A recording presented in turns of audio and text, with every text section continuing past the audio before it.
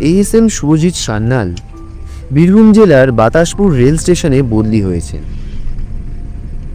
মানুষটা বেশ মিশুকে স্বভাবের, বয়স অল্প হওয়ার জন্য শরীর স্বাস্থ্য বেশ সুন্দর। পরিবার পরিজন বলতে উনি আর ওনার নববিবাহিত স্ত্রী। মা বাবা গত হয়েছে অনেক বছর হল। তখন থেকেই এই ঘুরে ঘুরে চাকরি করার বিষয়টা বেশ ভালো লাগে শুভজিতের।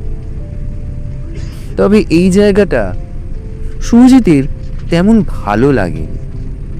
চারিদিকে খালি ধুধু করছে মাঠ। এই রাতের বেলায়ও খুব দূরে দূরে কিছু আলো দেখা যাচ্ছে শুধু। রাস্তাঘাটে ল্যাম্পপোস্ট থাকার কোনো বালাই নেই। শুভজিতের আগে যেখানে ছিল সেই জায়গাটা বেশ পছন্দ হয়ে উঠেছিল ওর। সেখানকার মানুষজনের কাছেও বেশ প্রিয় হয়ে উঠেছিল শুভজিৎ। কিন্তু তার যে কিছুই করার নেই। এই বদলির কাজ তো ও নিজেই রিকোয়েস্ট করে নিয়েছিল। যাকে এত শত ভাবতে ভাবতে শুভজিৎ এসে পৌঁছয় তার গন্তব্য বাস স্ট্যান্ডে। বাসটা পৌঁছিয়ে দাঁড়াতেই শুভজিতের যেন হুঁশ ফিরল। সে বাস থেকে নেমে দাঁড়াতেই বাসটা আবার খুব দৌড়ে অন্ধকারে মিলিয়ে গেল। শুভজিৎ সেটা দেখে ব্যাগগুলো হাতে তুলে নিয়ে এগিয়ে গেল বাতাসপুর রেল কোয়ার্টার্সের দিকে। আর মনে মনে ভাবতে থাকলো, এ কোথায় এসে পড়ল সে? এখানে যে কিছুই নেই। চারিদিকে খালি ধুধু করছে মাঠ, মাঝেই রেল স্টেশন, আর ঠিক তার পিছনেই রেল কোয়ার্টার্সটা আছে। শুভজিৎ মনে অনেকটা অসন্তোষ প্রকাশ করলেও সে জানে এখন আর তার কিছুই করার নেই। এই জায়গাটাই এখন কিছু মাসের জন্য হলেও ওর নতুন ঘর। কোয়ার্টার্সের নিচে এসে পৌঁছতেই শুভজিতের চোখ পড়ল অনেক বছর পুরনো প্রায় ধ্বংসাবশেষ কিছু ইমারতের ওপরে। তাদের চারিদিকের দেওয়ালে বুনো গাছপালা ঘর মেরেছে। শুভজিৎ ভালোভাবে লক্ষ্য করে দেখল প্রথম ইমারতের ঠিক নিচে একটা ডিমডিমে লাইট জ্বলছে। লাইটের আলোতে ইমারতের কিছুটা অংশ আলোকিত হচ্ছে। আর সেই আলো আধারিতে আবজা দেখা যাচ্ছে সেই ইমারতে ঝুলতে থাকা একটা বোর্ড। আর তাতে লেখা আছে বাতাসপুর রেল কোয়ার্টার, সেক্টর 1। আর সেটা দেখেই শুভজিতের মাথায় যেন এক প্রকার বাজ ফেটে পড়ল। আর মনে মনে শুভজিৎ ভাবল, এ কি ভয়ঙ্কর জায়গা। এখানে যে লোকজন বলেও কিছু আছে তা তো মনে হয় না। শুভজিৎ মনে অনেকটা হতাশ হয়ে ধ্বংসাবশেষ ইমারতের ভেতরে প্রবেশ করে। ভেতরে এসে ওর যেন নোংরা এক ভ্যাপসা গন্ধতে গাটা গুলিয়ে ওঠে। অসহ্যকর এক বিচ্ছিরি দুর্গন্ধ ছড়িয়ে রয়েছে এই জায়গার পুরো বাতাসে। শুভজিৎ এবার নাকে রুমাল চাপা দিয়ে এগিয়ে যায় কেয়ারটেকারের ঘরের দিকে। তার ঘরের সামনে এসে দাঁড়িয়ে দরজায় কড়া নাড়তে শুরু করে শুভজিৎ। কয়েকবার ডাকার পর একটা লোক দরজা খুলে বাইরে আসে। শুভজিৎ সেই লোকটার আপাদমস্তক একবার ভালো করে দেখে নেয়। লোকটা খুব একটা বয়স্ক না হলেও তবে মোটামুটি বয়স হয়েছে। মাথায় একগাছা কাঁচা পাকা চুল, তার গাল ভরা দাড়ি, মুখখানি পুরো বিবর্ণ। তার পরনে লুঙ্গি এবং স্যান্ডে গেঞ্জি। শুভজিৎ একটু গলা ঝাড়িয়ে লোকটাকে বলে, আমি শুভজিৎ সান্যাল, এই রেল স্টেশনের জুনিয়র অফিসার। সেই লোকটা এবার শুভজিতের দিকে খানিকক্ষণ ভুরু কুঁচকে তাকিয়ে রইল। তারপর মাথা চুলকে জিজ্ঞাসামূলক স্বরে শুভজিৎকে বলল, নমস্তে বাবুজি, আমার নাম চুন্নিলাল পাসওয়ান আছে। আমি এখানকার কেয়ারটেকার আছি। लेकिन बाबूजी आपका रहने का बंदोबस्त यहाँ আছে কি? শুভজিৎ এবার সেই প্রশ্নটা শুনে একটু রেগে যায়। একে তো সারাদিন বাসের এত জার্নি, তারপর এমন নোংরা জায়গায় এই প্রশ্নের উত্তরটা কি কি হতে পারে ওর মাথায় আসে না। শুভজিৎ মনে খানিকটা রাগ জমিয়ে প্যান্টের পকেট থেকে জায়গা বদলির খামটা বের করে। তারপর সেটাকে বার করে সে কেয়ারটেকারের দিকে বাড়িয়ে ধরে। আমি কি ইয়ার্কি করতে এমন একটা জায়গায় এই রাতের বেলায় আসবো? এটা কি জিনিস নিজে দেখে নিন তবে। এবার সেই লোকটা শুভজিতের গলার এমন গাম্ভীর্য স্বর শুনে একটু চমকে যায়। তারপর শুভজিতের সামনে বিনয়ী হয়ে বলে, बाबू हमें माफ करें, पढ़ना लिखना हमें कभी आया नहीं। हमारे स्टेशनेर बड़ बाबू नौकरी में रखा है, আমাকে মাফ করেন। চুন্নিলালের আওয়াজ শুনে সেখানে ছুটে আসেন জগদীশ হালদার বাবু। উনি এসে দেখেন চুন্নিলালের সাথে লম্বা গঠনওয়ালা কম বয়স জ্যেষ্ঠ একজন মানুষ দাঁড়িয়ে আছে। সেখানে এগিয়ে এসে হালদারবাবু জিজ্ঞেস করেন, কি হয়েছে চুন্নিলাল, তুমি এমন চেল্লামেল্লি করছো কেন? আর ইনি কে? তবে চুন্নিলালের কিছু বলার আগেই শুভজিৎ বলে ওঠে, নমস্কার, আমি শুভজিৎ সান্যাল, এই বাতাসপুর রেল স্টেশনের নতুন জুনিয়র অফিসার। কাল থেকে আমার রিপোর্টিং, তাই আজ এলাম। চিঠিতে দেওয়া এই অ্যাড্রেস অনুযায়ী এখানে আমার থাকার ব্যবস্থা হওয়া উচিত, তাই ওনাকে এসে ডাক দিলাম। এবার ওনাকে ডাকতে গিয়ে উনি আমায় উল্টে জিজ্ঞেস করছেন আমার এখানে থাকার ব্যবস্থা আছে কি। হালদারবাবু শুভজিতের সব কথা শুনে একটু হেসে নেন। তারপর জবাবে বলেন, আরে রেগে যাচ্ছেন কেন? ও সেরম লেখাপড়া জানে না, চিন্তা করবেন না। দিন, আমায় দিন তো চিঠিটা। এবার জগদীশবাবু চিঠিটা পড়তে শুরু করেন। কিন্তু চিঠিটা পড়তে পড়তে মুখটা একটু গম্ভীর হয়ে ওঠে ওনার। তারপর উনি কিসব বিড়বিড় করে বলতে শুরু করেন, আর মাঝে মধ্যে শুভজিতের আপাদ মস্তক দেখতে থাকেন। তারপর চুন্নিলালকে বলেন, এই চুন্নিলাল, তুমি ওনাকে সেক্টর 2 এর বোসদার ঘরে দিয়ে এসো। বোসদার ঘরটা কিছুদিন আগে পরিষ্কার করা হয়েছে, ওনার কোনো অসুবিধা হবে না। আর শুভজিৎ বাবু, আপনি একটু সাবধানে থাকবেন, কেমন? চলুন, অনেক রাত হলো, আপনি অনেক জার্নি করে এসেছেন, কাল কথা হবে। এই বলে হালদারবাবু শুভজিতের হাতে চিঠিটা দিয়ে সেখান থেকে বেরিয়ে যান। এদিকে শুভজিৎ মনে ভাবতে শুরু করে, ওনার মুখটা চিঠিটা পড়ার পরে অতটা গম্ভীর হয়ে উঠল কেন, কি জানে। এতটা জার্নি করে আসার পর শুভজিতের শরীরটাও আর ভালো লাগছিল না। তাই শুভজিৎ চুন্নিলালকে ঘর দেখিয়ে দিতে বলে হাতে ব্যাগটা নিয়ে চুন্নিলালের পিছন পিছন চলল। আচ্ছা, উনি চিঠিটা পড়ার পর ওরম ব্যবহার করলেন কেন? চুনিলাল কিছুক্ষণ চুপ করে থাকার পর উত্তরে বলল,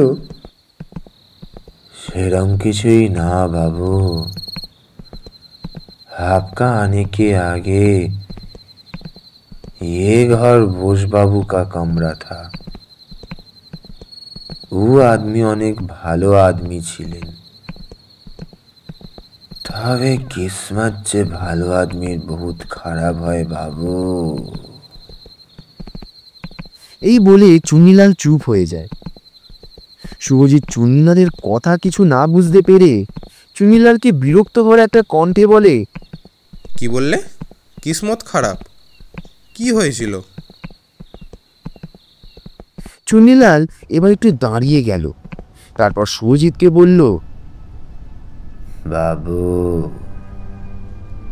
বোস বাবু এখানে আকেলি আসেনি, ওনার পত্নীকেও সাথে এনেছিলেন। ওনার পত্নী 6 মাইনের পেট সে ছিলেন। বোস বাবু ওনার জরুকে খুব প্রেম করতেন। তা একদিন বোস বাবুর জরু বাথরুমে জল দিতে গিয়ে পা পিছলে পড়ে যায়, আর পড়ে যাওয়াতেই ওনার গর্ভে থাকা বাচ্চাটির সাথে উনিও মারা যায়। পরে বোসবাবু অনেক মাহিনে ও কামরা থেকে আর বেরোতেন না। এখানে সবাই বলতো উনি পাগল হয়ে গেছে। একদিন কামরার ভিতর থেকে বহুত শব্দ আসছিল। সবাই গিয়ে বহুতবার দরওয়াজাতে ডাকলো, তবে কিছু লাভ হলো না। পরে দরওয়াজা না খোলায় দরওয়াজা ভেঙে সবাই अंदर গিয়ে দেখলো बोसबाबू गले में रस्सी लगा के मारा गया।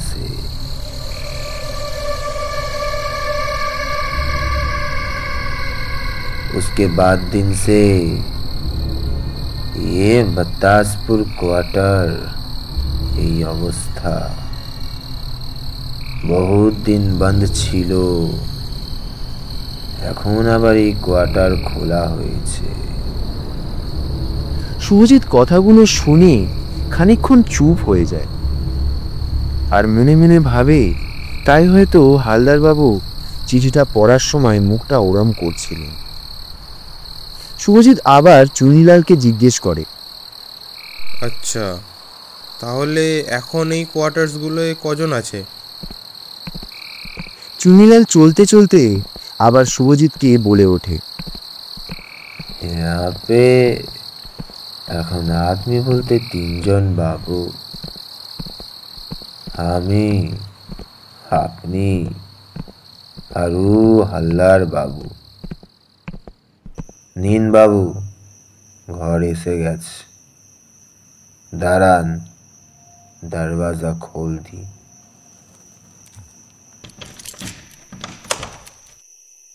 চুনিলাল হাতে থাকা চাবির গোছা থেকে একটা চাবি বের করে দরজায় ঝুলতে থাকা তালা খুলতে শুরু করে। আর ঠিক ওর পিছনে দাঁড়িয়ে থাকা শুভজিৎ মুখটা একটু পানসে করে নিয়ে ভাবতে থাকে, যদি এই ঘরটার এত খারাপ একটা পূর্ব ঘটনা রয়েছে, তাহলে ওকে এই ঘরটাই বরাদ্দ করতে হলো সরকার থেকে। এখানে আরো তো অনেক ঘর ছিল, সেগুলো দিতে পারলো না। ইতিমধ্যে চুনিলাল দরজা খুলে শুভজিৎকে ভিতরে আসতে বলে। শুভজিৎ ব্যাগ হাতে নিয়ে ভিতরে প্রবেশ করতেই ওর এই ঘরটা ভীষণ পছন্দ হয়ে গেল। ঘরে বিদ্যুৎ ব্যবস্থা আছে, তবে কোয়ার্টারের ভোল্টেজ কম থাকায় এই রাতের অন্ধকারেও প্রদীপের মতো আলো জ্বলছে। পিছন থেকে চুনিলাল বলে ওঠে, बाबू बिजली का काम चल रहा है, आज রাত হয়েছিল इसलिए ঘর গিয়েছে, কাল এসে বাকি কাজটাও সেরে দিবে। শুভজিৎ চুনিলালের দিকে ঠিক আছে সূচক ঘাড় নাড়িয়ে ঘরটা দেখতে শুরু করে। ঘরে প্রকাণ্ড দুটো জানলা আছে, কোণে একটা বিছানা পাতা, সাথে বাথরুম ও রান্নাঘর সহ একটা ছোট ডাইনিংও রয়েছে। শুভজিতের বেশ পছন্দ হলো ঘরটা, তবে এই ঘরের আসল আকর্ষণ হলো জানালা দুটো। বেশ দূর অব্দি সবকিছু দেখা যায় এই দুই জানলা থেকে। শুভজিৎ জানলা দিয়ে বাইরে তাকিয়ে লক্ষ্য করলো দূরে একটা ধিনে আলো জ্বলছে। শুভজিৎ চুনিলালকে জিজ্ঞেস করলো, আচ্ছা, দূরে ওই যে আলো দেখা যাচ্ছে, ওখানে কি গ্রাম? চুনিলাল একটু ঘাড় নাড়িয়ে জবাব দিল, জি বাবুজি, আমার বাড়িও গ্রামে। অনেক সাল আগে যখন ইহা এসেছিলাম, ওইখানেই শাদি করে জরুকে নিয়ে ঘর বেঁধেছিলাম। बहुत সুন্দর সাজানো জায়গা আছে। শুভজিৎ চুনিলালের সব কথা শুনে তারপর একটু ঘাড় নাড়িয়ে আবার ঘরটা ভালো করে দেখে নিল। ঘরটা দেখে নেওয়ার পর চুনিলাল বেরিয়ে যাওয়ার আজ্ঞা চাইল। শুভজিৎ চুনিলাল বেরিয়ে গেলে ঘরের দরজা বন্ধ করে ঘরটা ভালো করে ঘুরে ফিরে দেখতে শুরু করে। আর দেখে ঘরটা বেশি বড় না হলেও আবার খুব ছোটও বলা যায় না। নতুন অবস্থায় ঘরটা দেখতে বেশ সুন্দর ছিল। শুভজিতের মাথায় হঠাৎ আসে কয়েকদিন পর বেলুরের শ্বশুর বাড়ি থেকে নববিবাহিতা স্ত্রীকে নিয়ে আসতে হবে এখানে। ওকে যে কথা দিয়েছে শুভজিৎ। এত শত ভাবতে ভাবতে ও নিজের সাথে আনা ব্যাগটা খুলে একটা বেড কভার আর কিছু খাবার বের করলো। তারপর ব্যাগটাকে সাইডে রেখে বিছানার উপর বেড কভারটা পেতে নিয়ে গা এলিয়ে দিল। কাল সকালে বাতাসপুর রেল স্টেশনে ওর প্রথম দিন, তাই আজ রাতটা আর বেশিক্ষণ জাগতে চাইল না শুভজিৎ। নিজের সাথে আনা খাবার যত তাড়াতাড়ি হোক শেষ করে ও একটু শুতে চাইছে। পিঠেও বড্ড ব্যথা হয়েছে ওর। সুরজিৎ মনে মনে ঠিক করে, আর না, এইবার শেষ বদলি। এইখানে যদি একবার ওর মন লেগে যায় তাহলে ও নিজেই উপরের অফিসারদের সাথে কথা বলবে, যাতে ওর আর বদলির চিঠি না আসে। এত শত ভাবতে ভাবতে সুরজিৎ নিজের সাথে আনা খাবার খেতে শুরু করে। আর ঠিক তখনই ওর চোখ পড়ে জানলা দিয়ে বাইরে। জায়গাটা সুরজিৎ যতটা খারাপ ভেবেছিল আসলে ততটাও নয়। রাতের এই অন্ধকার মাখানো আবহাওয়াটা যে কতটা শান্ত হতে পারে তা সুরজিৎ এক প্রকার ভুলেই গেছিল। এমন শান্ত পরিবেশ সুরজিৎকে ওর বাচ্চাবেলার কথা মনে করিয়ে দিল। কতটা সুন্দর আর শান্তি ছিল তখন মনে। সুরজিতের কানে হঠাৎ একটা পাখির ডাক ভেসে আসে।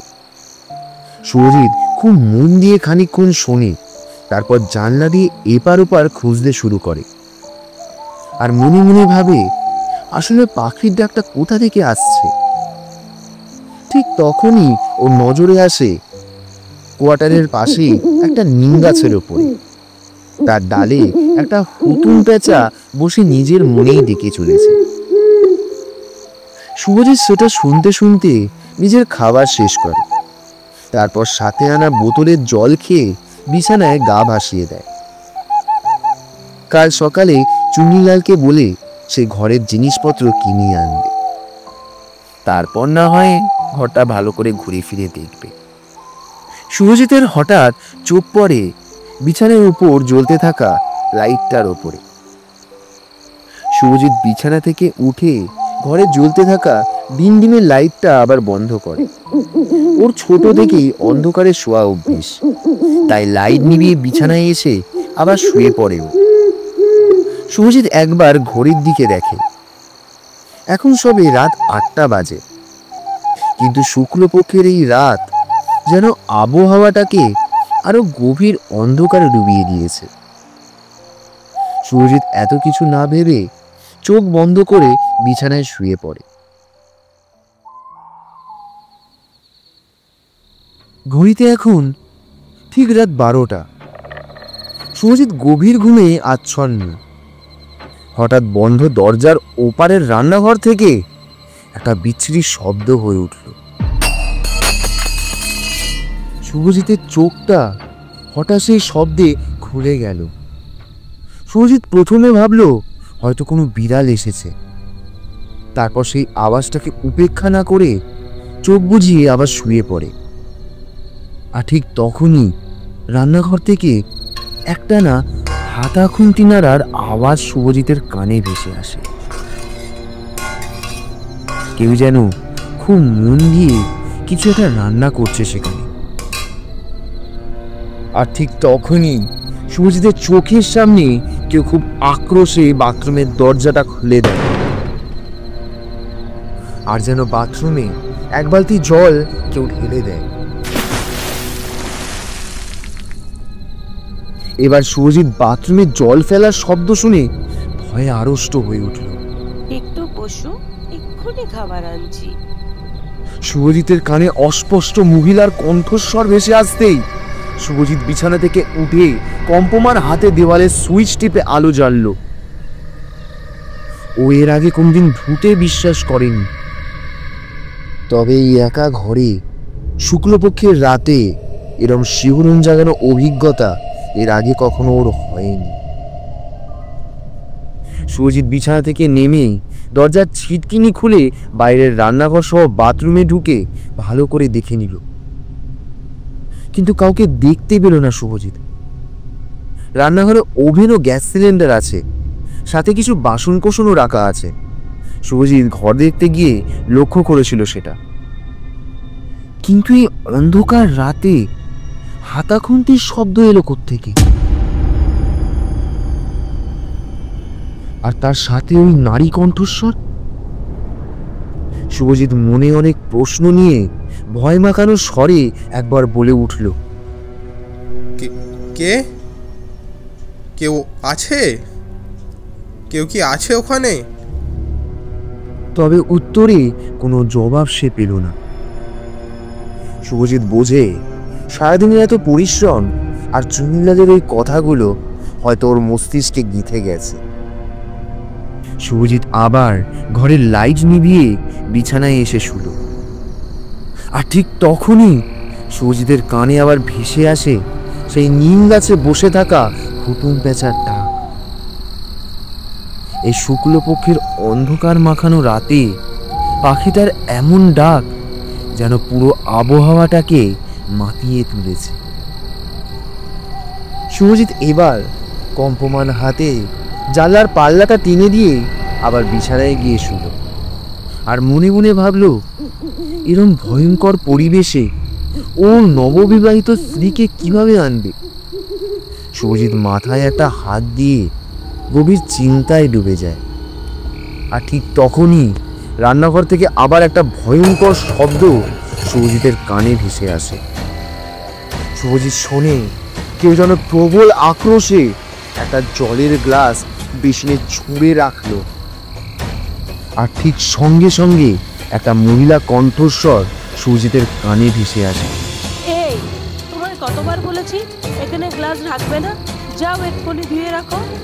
এবার শুভজিৎ ভয়ে আড়ষ্ট হয়ে ওঠে। আর ঠিক সঙ্গে সঙ্গে বাথরুম থেকে নারী কণ্ঠের এক ভয়ানক আর্তনাদে শুভজিতের হৃৎপিণ্ডটা যেন বেরিয়ে আসতে চায়। শুভজিৎ এবার ভয়ে থতমত খেয়ে যায় আর সঙ্গে সঙ্গে ছুটে যায় বাথরুমের দিকে। আর গিয়ে সে যা দেখে সেটাও স্বপ্নেও কোনোদিন ভাবতে পারেনি।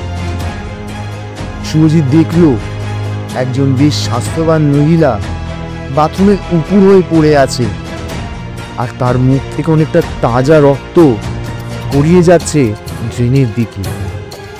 সেটা দেখে শুভজিতের মুখ থেকে ভয় মাখানো আর্তনাদ বেরিয়ে আসে। এমন ভয়ঙ্কর শিহরণ জাগানো দৃশ্য এর আগেও কখনো দেখেনি। শুভজিৎ সেটা দেখে অজ্ঞান হয়ে সেখানেই পড়ে যায়।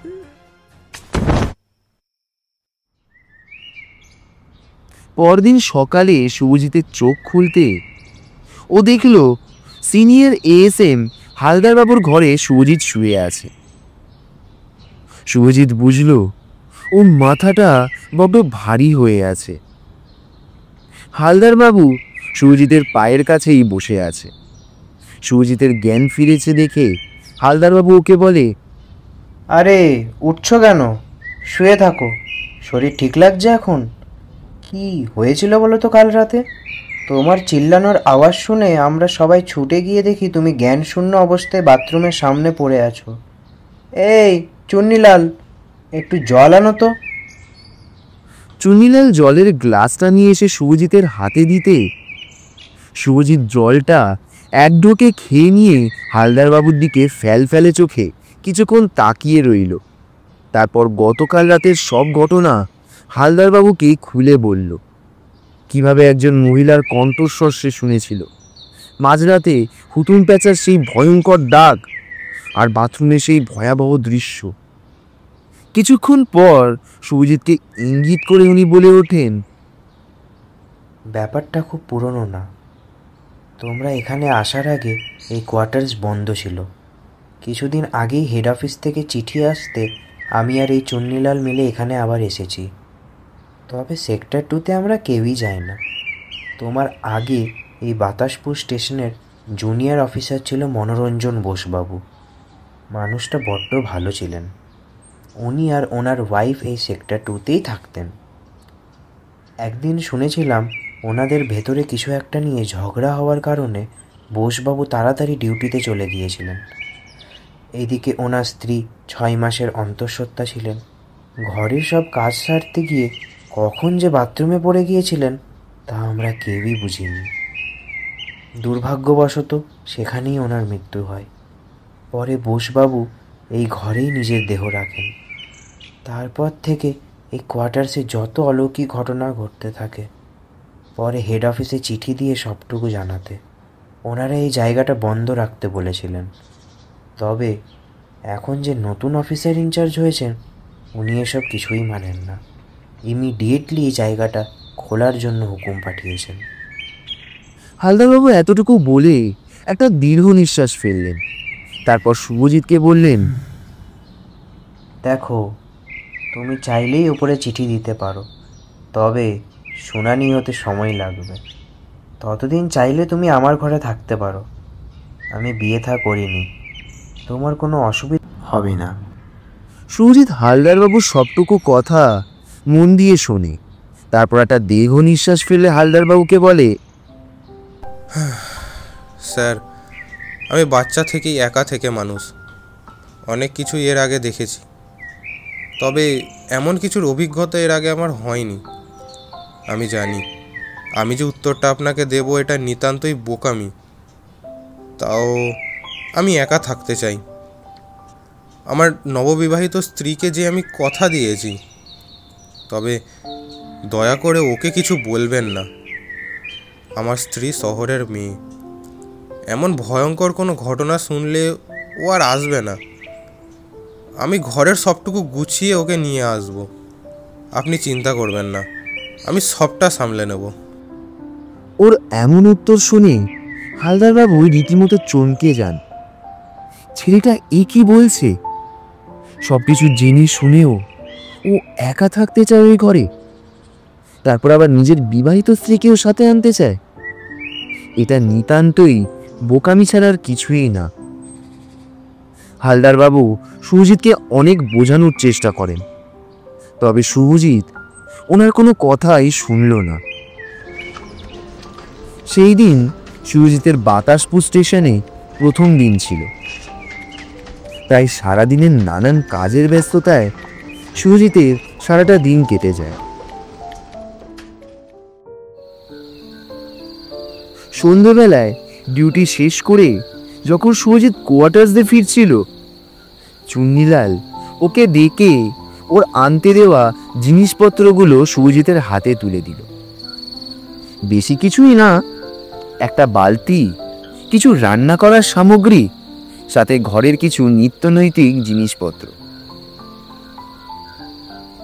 শুভজিতের হাতে জিনিসপত্রগুলো তুলে দিয়ে চুন্নিলাল শুভজিৎকে একটাবার দাঁড়াতে বলে।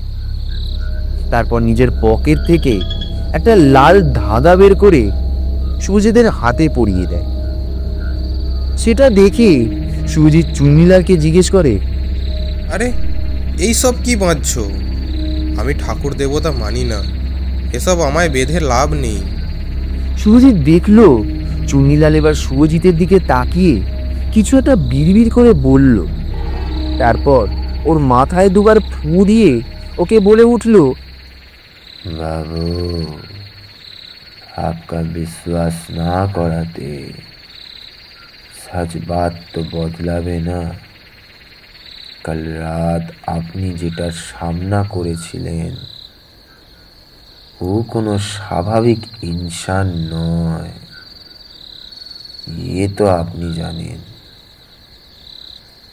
শয়তান থাকলে ভগবানও রয়েছে। আর এই যেটা বেঁধে দিলাম এই ভুল করেও খুলবেন না।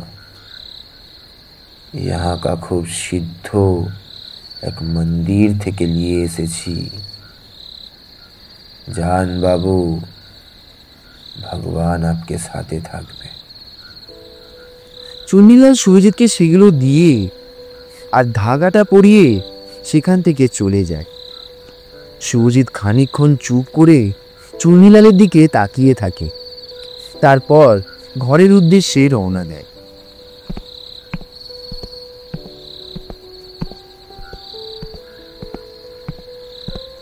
ঘরে পৌঁছে শুভজিৎ মুখ হাত পা ধুয়ে ফ্রেশ হয়ে নিয়ে তারপর চুন্নিলালকে আনতে দেওয়া জিনিসগুলো নেড়ে চেড়ে দেখতে শুরু করে।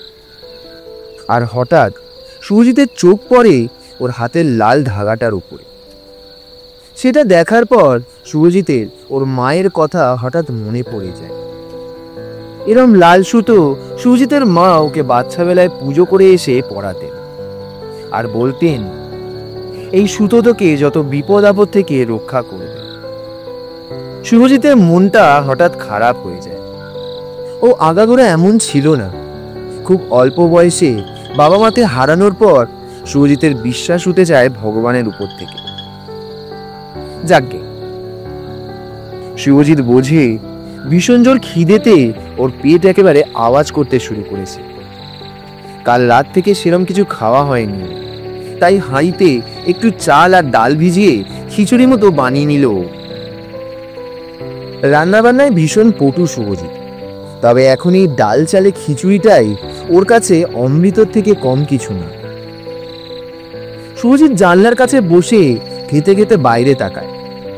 ঠিক তখনই একটা সুন্দর মৃদু হাওয়া ওর মুখে এসে লাগতেই শুভজিতের মনটা জড়িয়ে যায়। আর শুভজিতের কানে ভেসে আসে কালকের সেই হুতুম পেঁচার ডাক। শুভজিৎ খাওয়া দাওয়া সেরে নিয়ে প্লেটটা ধুয়ে যথাস্থানে রাখলো। তারপর বিছানায় এসে বসে খানিকক্ষণ সিলিংয়ে জ্বলতে থাকা বাল্বটার দিকে তাকিয়ে মনে মনে ভাবলো, এতদিন ওর একাকিত্ব জীবনে ও অনেক কিছু দেখেছে, অনেক নতুন নতুন জায়গায় পাড়িও দিয়েছে, তবে এরম কিছুর সম্মুখীন ও এর আগে কোনোদিনও হয়নি। হয়তো বড়বাবুর কথা মেনে নিতে পারত শুভজিৎ, তবে সেটা যে ওর দুর্বলতা দেখানো হবে। আজ পর্যন্ত ও যা কিছু করেছে মাথা তুলে করেছে, তাহলে আজ কি করে মাথা নিচু করতো শুভজিৎ? শুভজিৎ মনে মনে ঠিক করে এই ঘরে যাই আছে না কেন ও তাদের দেখিয়ে দেবে ও কিছুতে ভয় পায়। এটা ভেবেই শুভজিৎ ঘরের লাইট নিভিয়ে বিছানায় শরীরটা এলিয়ে দিল আর ঘড়িতে দেখলো এখন প্রায় রাত 9টা বাজে। সারাদিনের অজস্র পরিশ্রমের পর রাতের ঘুমটাও বেশ ভালো হয়। এটা সেটা ভাবতে ভাবতে ও কখন যে চোখ লেগে গেল ও সেটা